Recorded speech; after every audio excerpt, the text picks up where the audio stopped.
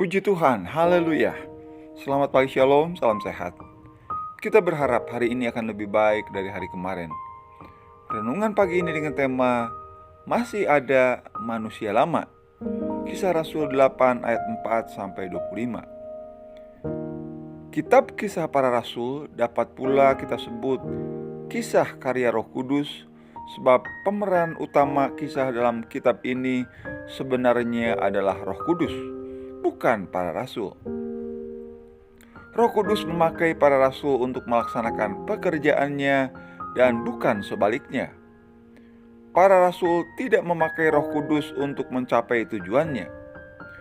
Sangat disayangkan karena Simon, salah seorang petobat baru di Samaria, tidak memahami hal ini. Ia mengira ia bisa membeli karunia Roh Kudus agar ia pun dapat melakukan mujizat seperti para rasul. Simon sangat keliru.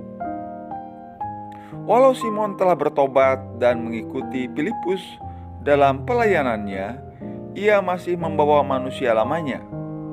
Alkitab mencatat bahwa sebelum pertobatannya, Simon adalah seseorang yang merasa diri sangat penting.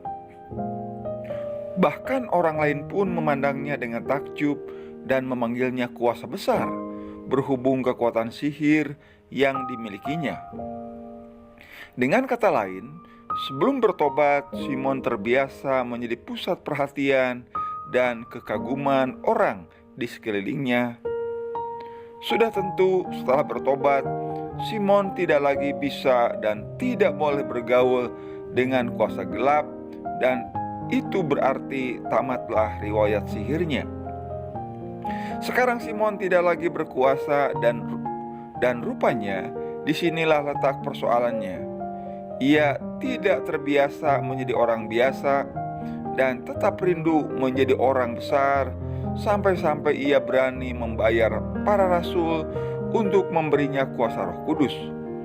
Syukurlah ia masih mau mendengar teguran Petrus yang keras itu. Perjalanan hidup kita dari titik pertobatan sampai berjumpa kembali dengan Kristus kelak merupakan sebuah proses pengudusan yang panjang. Tuhan akan terus membentuk kita agar makin serupa dengannya. Renungkan, orang yang kudus adalah orang yang menyadari bahwa rohnya penurut namun dagingnya lemah. Itu sebabnya ia terus berdoa dan berjaga-jaga.